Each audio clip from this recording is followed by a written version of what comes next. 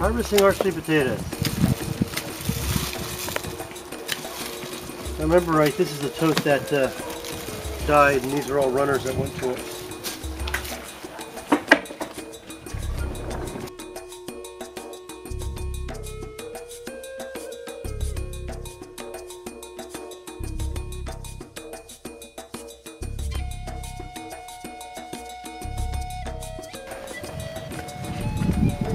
Well, I didn't expect much in this one, just because it was one that died off and then all the runners went to it.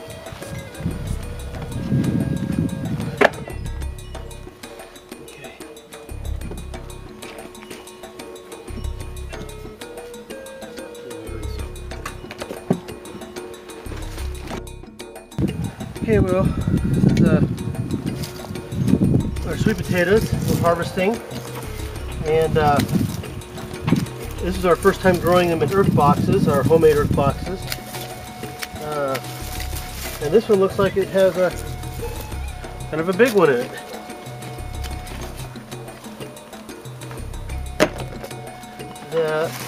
As you see, they have a false bottom. That's where the water goes.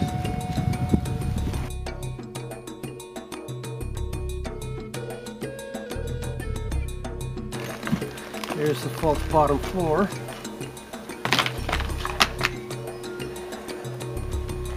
There's my wick.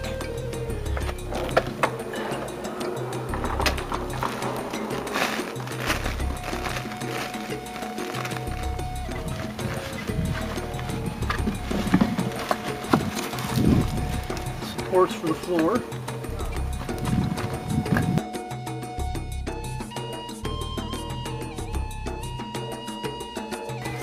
So I think I've learned something. I only put one sip per bucket. So far, it looks like everything is just growing around the root. If that's the case, I just may put 2 sips per tote next year.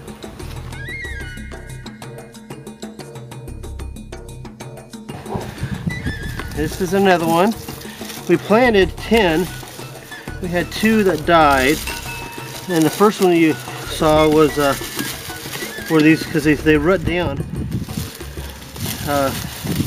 The first tote we went through was all the ones that rooted down into it. That's why we didn't get very much in that one.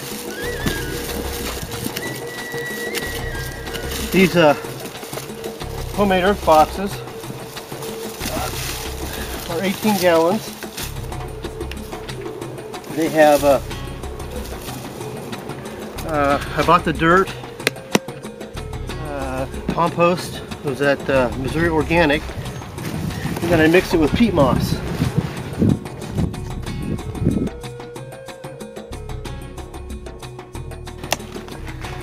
The wick is what helps bring the water up. Since you water through the tube, you have this big reservoir at the bottom full of water, and it wicks it on up.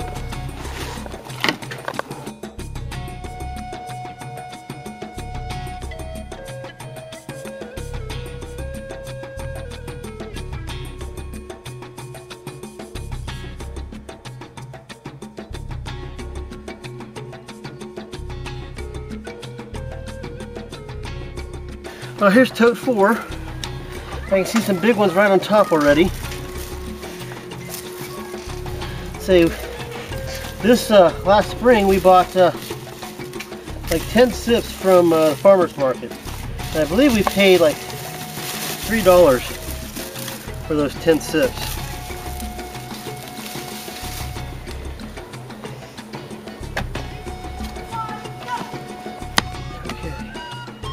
Looks like I see 4 right on top right here.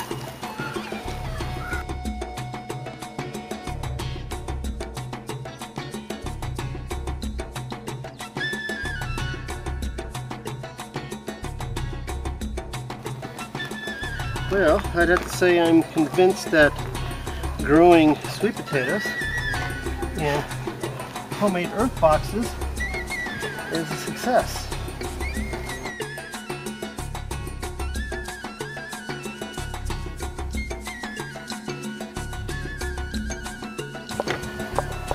This is our 5th tote, 5th of 9. Yeah, this is our first year ever growing sweet potatoes, so it's kind of a new experience for us. The reason we started growing them is because our daughter, who was born the last part of last year, we wanted to make her, make our own baby food for her. And, and now she's able to eat this stuff, so now we're kind of excited that we're growing.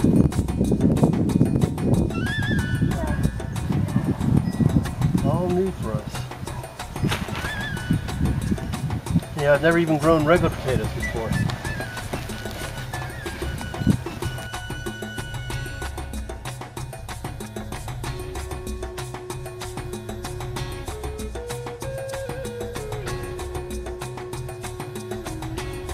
Yeah, I don't even know what type of sweet potatoes these are.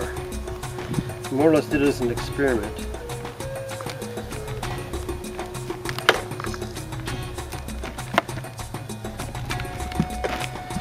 But I think next year we're planning on doing some, well, I plan on doing more sweet potatoes. I'm also considering doing other types of thin-skinned potatoes.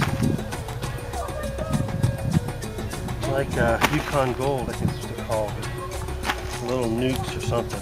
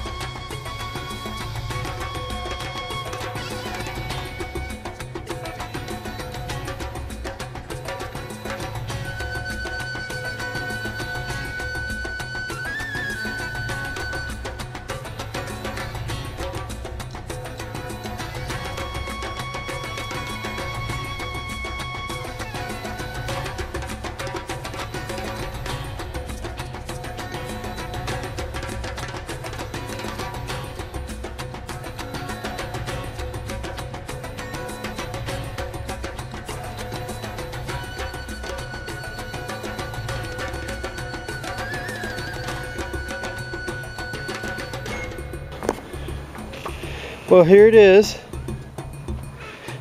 Kind of washed off a little bit. This guy is just huge. That'd be a good reference. My cell phone, maybe? My hand?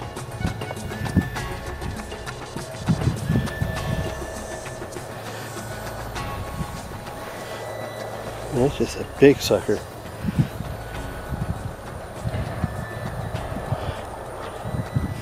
And notice some of them have maybe even something inside of them. Don't know. Been eaten on.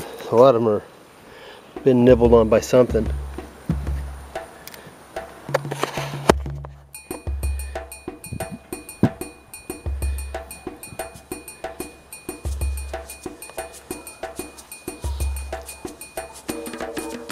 Then we got these little tiny fingerling ones. Not even sure if they're worth keeping or not, or you know, what to do with them.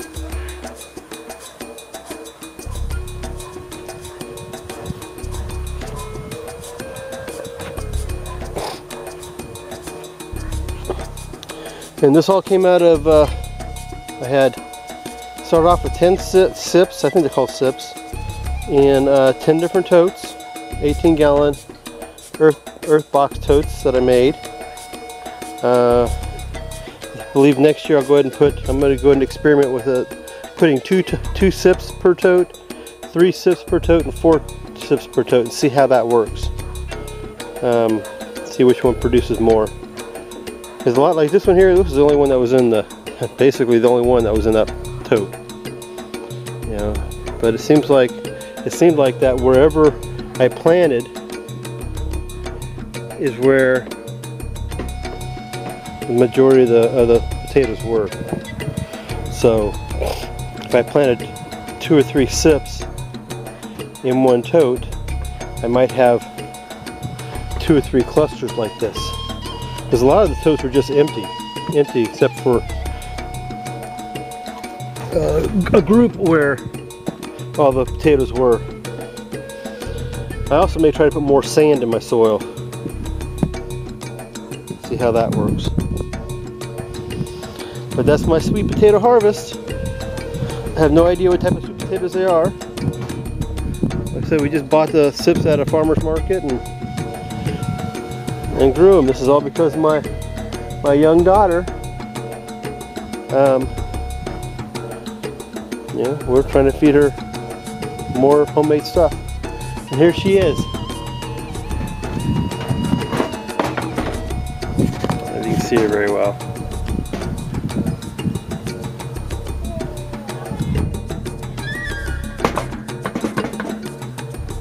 She just turned 10 months old. Got her upper teeth and lower teeth already. Well, thanks for watching.